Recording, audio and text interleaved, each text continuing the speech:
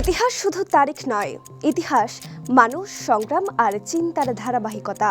একটি দিন আমাদের মনে করিয়ে দেয় সময়ের স্রোতের টানে কতটা উল্টেছে পাতা, যার বিশ্লেষণে ফুটে ওঠে উত্থান, সৃষ্টি, পতন, স্বচ্ছতা ও নিষ্ঠার গল্প।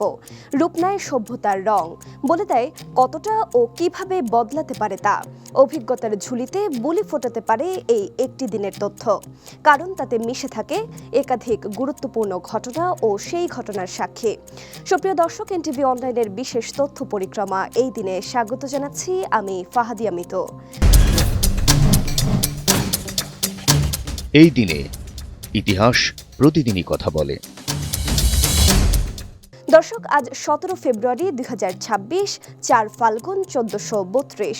চলুন ফিরে যাই আজকের দিনে, দেখি বিভিন্ন সময়ের এই দিনে কি কি ঘটেছিল শিক্ষা, সমাজ, অর্থনীতি, বিজ্ঞান, ধর্ম, রাজনীতি প্রভৃতিতে। 1618 সালের এই দিনে মোগল সম্রাট জাহাঙ্গীরের শাসনামলে ব্রিটিশ রাষ্ট্রদূত স্যার টমাস রো ভারত ত্যাগ করেন।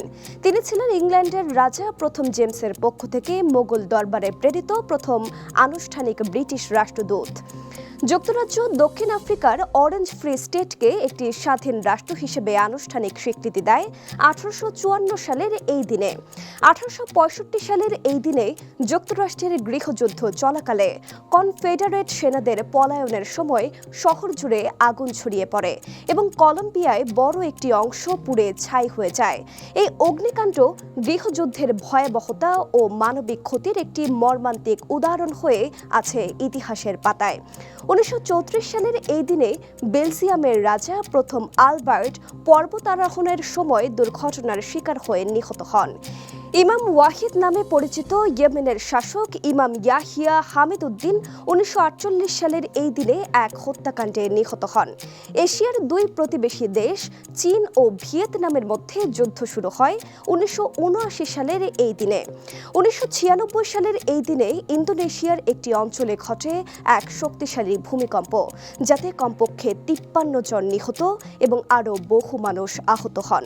2006 সালের এই দিনে দক্ষিণ ফিলিপিন্সে সংঘটিত হয় এক ভয়াবহ ভূমিধস, যাতে কমপক্ষে 1126 জনের মৃত্যু হয়।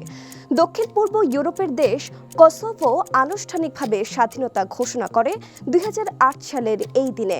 2016 সালের এই দিনে তুরস্কের রাজধানী আঙ্কারায় সেনাবাহিনীর একটি ব্যারাকে ঘটে এক ভয়াবহ বিস্ফোরণ। এই ঘটনায় কমপক্ষে 29 জন নিহত এবং 61 জন আহত হন। আজকের দিনে জন্ম নিয়েছেন প্রখ্যাত ভারতীয় বাঙালি রসায়ন বিজ্ঞানী জ্ঞানেন্দ্রনাথ রায়, বিংশ শতাব্দীর অন্যতম প্রধান আধুনিক বাংলা কবি জীবনানন্দ দাশ, বাংলায় ইংরেজি শিক্ষা প্রবর্তনের অন্যতম পথিকৃৎ ডেভিড হেয়ার, ছবি মুদ্রণের হাফটন প্রক্রিয়ার আবিষ্কারক ফ্রেডারিক ইউজেন আইভাস প্রমুখেরও জন্মদিন এই একই দিনে।